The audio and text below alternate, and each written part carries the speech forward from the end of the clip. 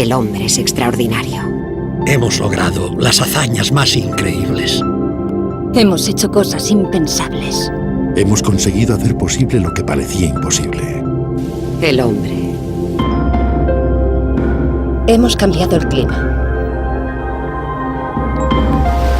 Hemos aumentado el nivel del mar. Hemos acabado con numerosas especies. Hemos levantado ciudades donde solo había bosques. Hemos cambiado las migraciones de las aves. Hemos conseguido abrir un agujero en la capa de ozono. Hemos creado nuevas enfermedades. Hemos transformado selvas en desiertos. Hemos contaminado el agua y el aire. ¿Quién sino el hombre es capaz de agotar los recursos naturales? ¿Quién sino el hombre puede cambiar esto? Desarrollo sostenible. Cambiemos el mundo sin cambiar el planeta.